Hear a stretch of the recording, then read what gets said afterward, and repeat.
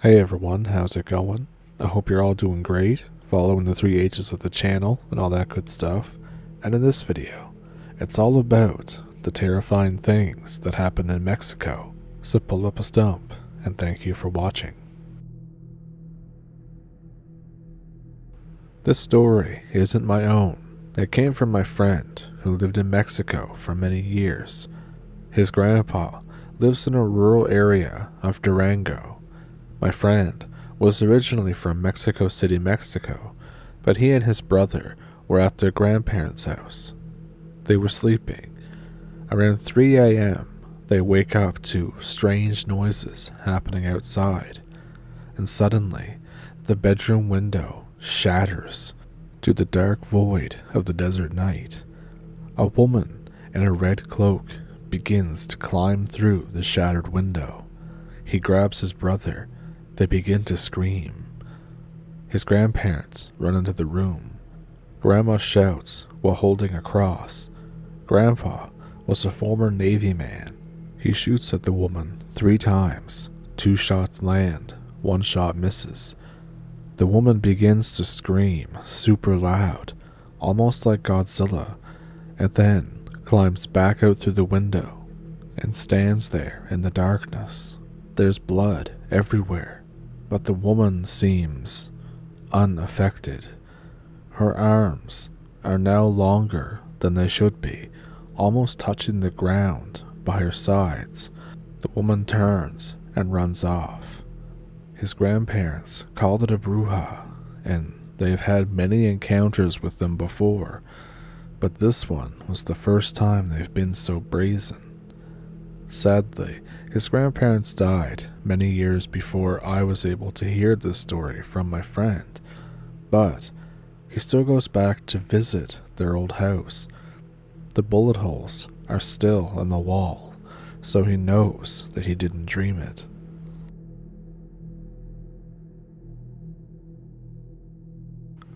Both of my grandparents were born and grew up in rural Mexico. They have a ton of spooky stories and experiences. This first one that I want to mention took place between 1930 and 1940. Grandpa lives on a farm outside of the main village. He is around 12 at this time. It's nighttime, around 8 to 9 p.m. There's no electricity, only candles and oil lamps, so it was very dark. The whole family is inside waiting for dinner. For no apparent reason, Grandpa started to feel off.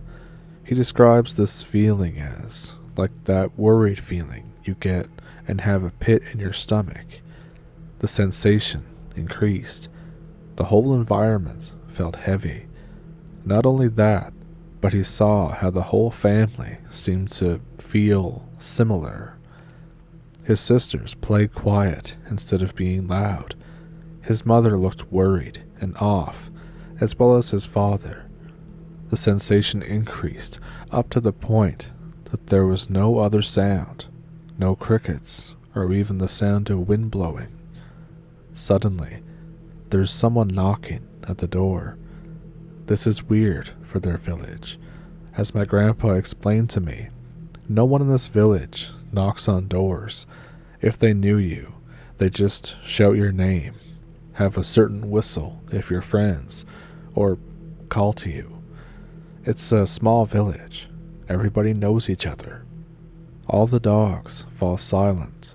They have 5 dogs to protect the property, so when one's not barking, or none of them are barking, or making any noise, something's wrong. Great-grandpa checks from the window and opens the door.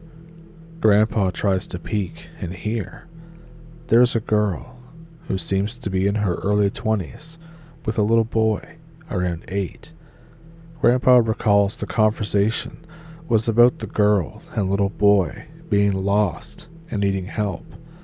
Great-grandpa questioned who they were, where they were from, etc.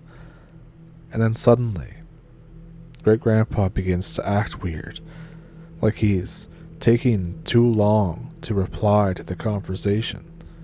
Great-grandma is puzzled by this and peeks from the window.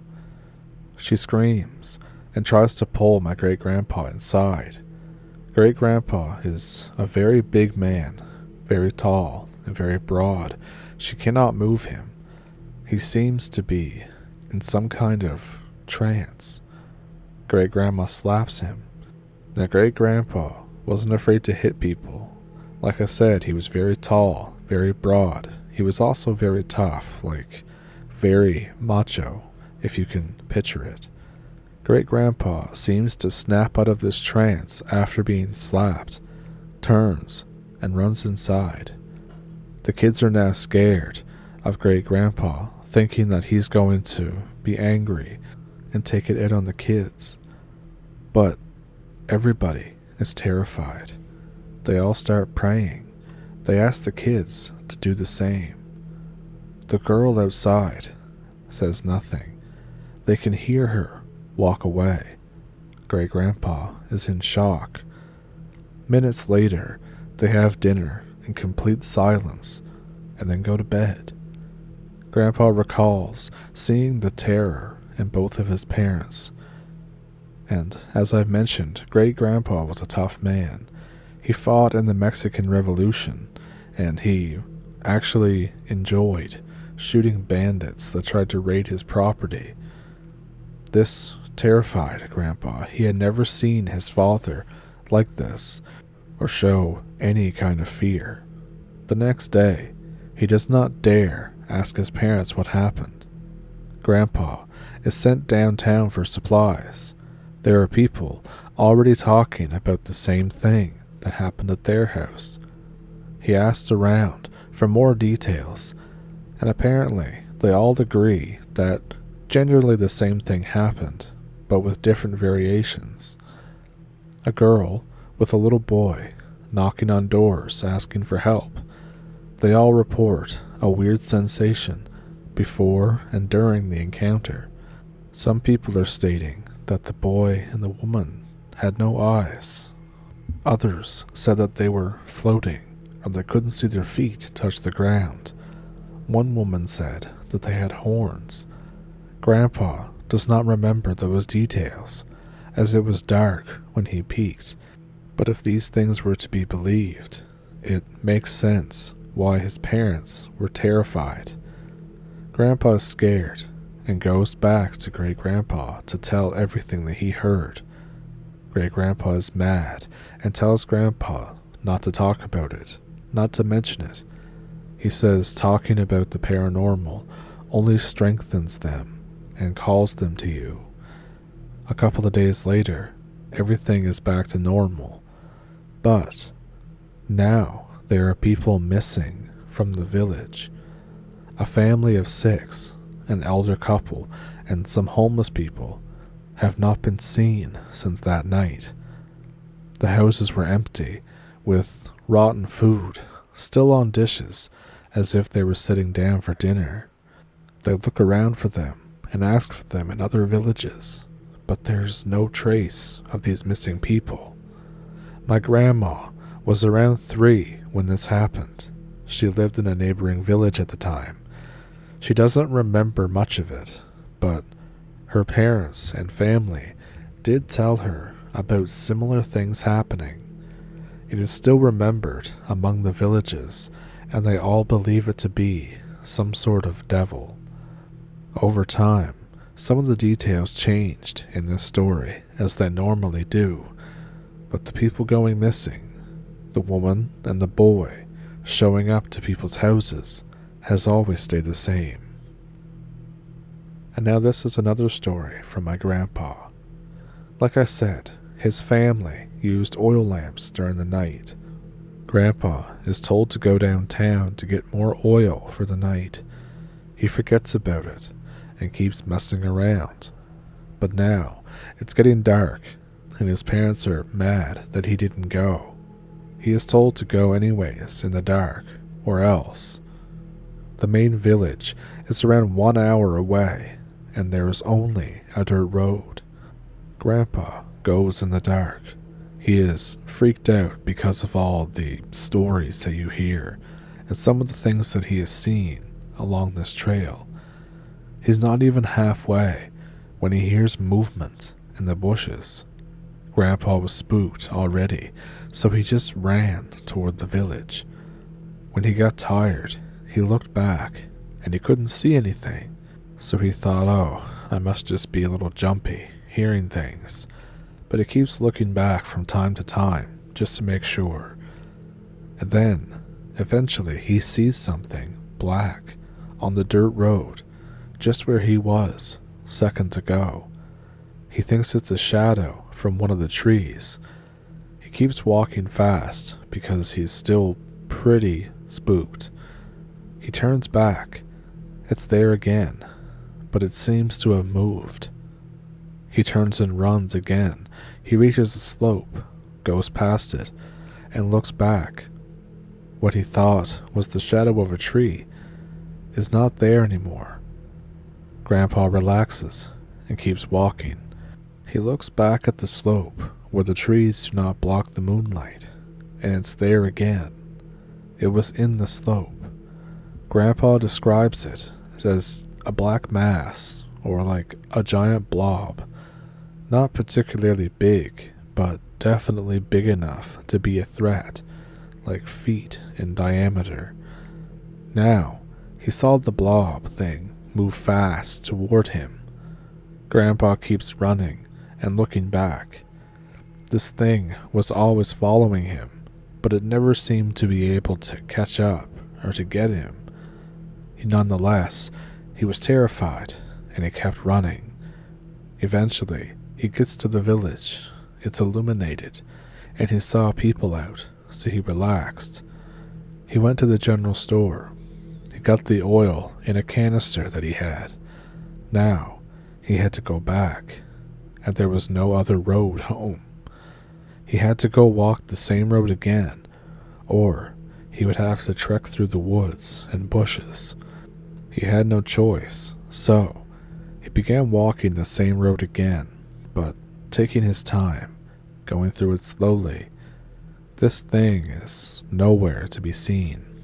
He's looking back every couple of steps, and out of nowhere, the blob thing is at him again. This time, it's much closer, and he manages to get a better look at it. The only real detail that he could see before he sprinted was it had heavy, thick, black hair. It was using it to displace or crawl, like 1,000 extremities, if that makes sense. What he described it as one of those caterpillars that have all the fur-looking stuff on it, but just absolutely massive. Like I said, feet tall and in diameter. He turns and tries to run as fast as he can, but he forgets that he is carrying the canister filled with oil. If he spills the oil, he will be in a lot of trouble. He goes as fast as he can without spilling it. The blob is getting closer, as he cannot run now. He can hear the sound of tens of thousands of thick hairs moving in the dirt. He also remembers a heavy stench that made him gag and almost puke. Granddad could not resist all those sensations at the same time. He placed the canister next to a tree and took off running the rest of the way home. When he got home, he puked. His parents were pissed because of the oil, but they were also concerned because of the absolute panicked state that my grandpa was in. They decided to go through the night without oil and check the next day. The next day, Granddad goes to the dirt road with his dad. Sure enough, the oil was placed exactly where my grandpa left it, but there were strange markings on the road. Great-granddad believed my grandfather because why would he leave the oil there, knowing that when he got home, he was very likely to get a beating if he didn't have the oil. Both my grandparents moved out into the city around the 1960s, but fast forward to the 80s, my mom is visiting family in the same village. There's now electricity and lights everywhere. Mom and some aunts go to church. They end up passing by what is now a cornfield. when they go back from church, they see something black on the now better maintained road. They thought that it was a pile of trash or something, black bags that someone left there. But when they got close, they noticed that it was moving, that it displaced the sand around it. It was crawling toward the crop field. They could not get a better look at it, but it seems to be pretty much what my grandpa saw, but all those years later.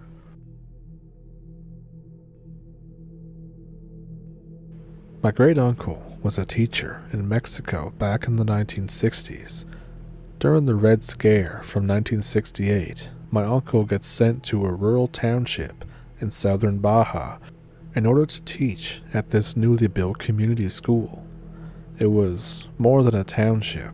It was a small enclave for a cattle rancher, his workers, and their families and relatives.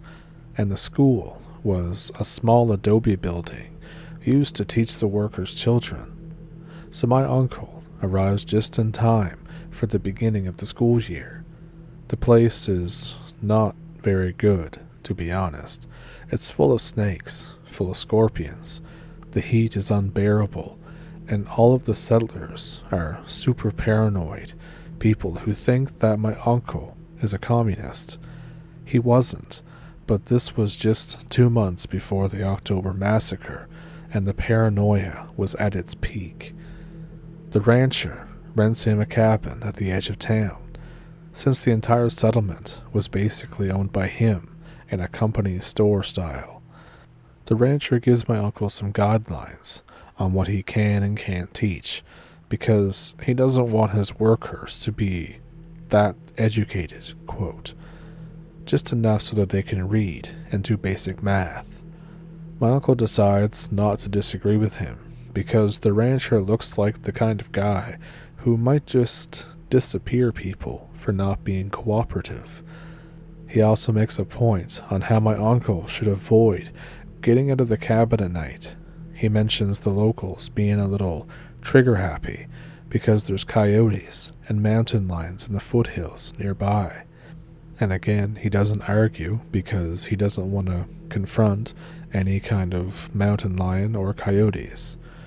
So, the first few weeks go by without incident, but my uncle notices that most of the nights there's sounds of something moving around in the tall grass just beyond the ranch fences. My uncle is housed in a small wooden cabin, only equipped with a coal stove, a latrine, and a bunk bed.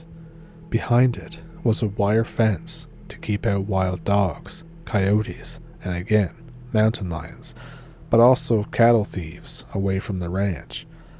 This continues on for about another week, and by this point, he isn't getting enough sleep because whatever's outside makes a very loud rustling noise.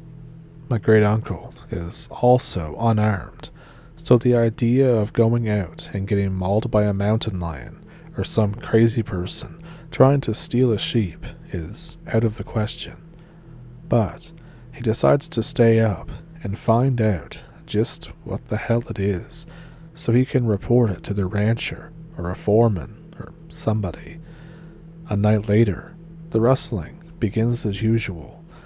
My uncle looks through the window and sees a man at a distance. This goes on for what seems like an eternity. Then, the man starts to move slowly toward the fence.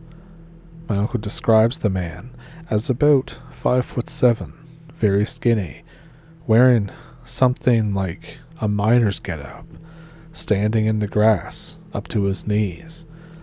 At first, my uncle thought it might have been a drunken worker or a cattle thief, but says the guy is unarmed and thieves at least have a machete for when shit hits the fan. So it takes a few seconds for my uncle to realize that something is very wrong. The guy's face looks off.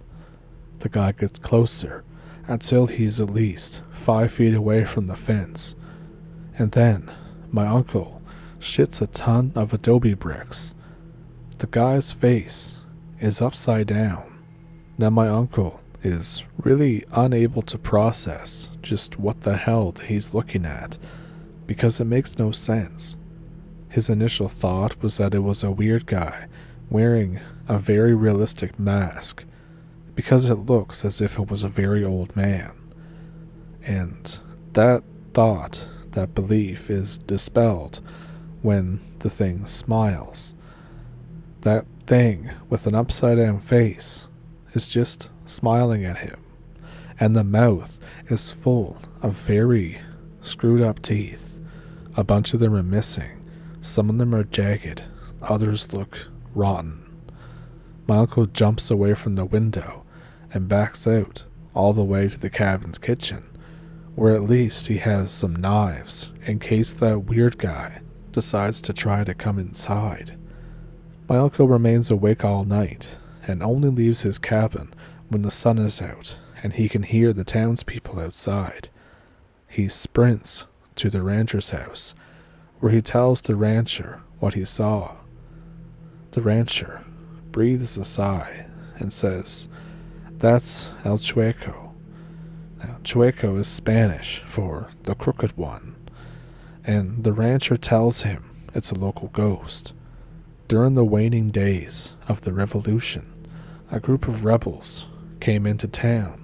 They claimed that they came for loot on behalf of Pancho Villa himself, and if the owner denied them, they would murder everyone in the town. Pancho Villa had been dead for 2 months. These guys were just raiders looking for easy money and posing as members of Villa's army. The rancher's father and a handful of his workers knew about this, and they began shooting, chasing them away. One of the raiders is wounded and falls off his horse, breaking his neck in the process. The rancher's father orders the workers to bury the man in the same pit that they use for sick and dead animals. His ghost has haunted the property ever since then, appearing as an unsettling figure of a man with an upside-down face.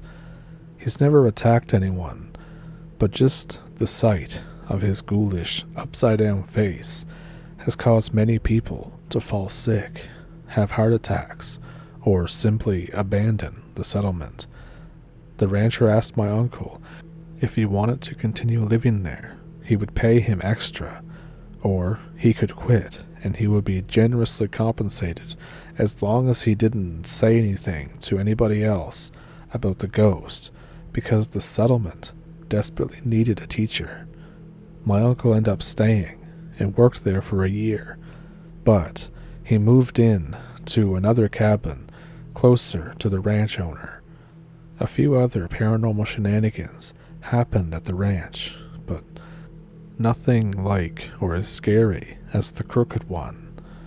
My great uncle was a guy who worked as a rural teacher, so he traveled everywhere through Mexico between the 50s and into the early 80s. He saw all sorts of crazy stuff, from cartel dealings to lynchings, ghosts, and even a lechuza.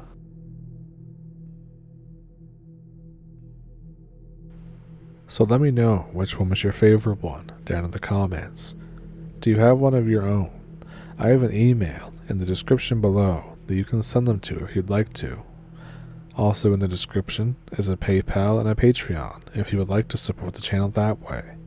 And some people were saying that they couldn't find my videos anymore, so I think if you tick the notification bell, it'll just tell you when I have a new video out instead of just coming up on your YouTube home screen. If that's something you want to do, that'd be great. It helps the channel and all that good stuff, and you get to know when I put up a new video, usually on Wednesdays and Sundays. That's most of the time.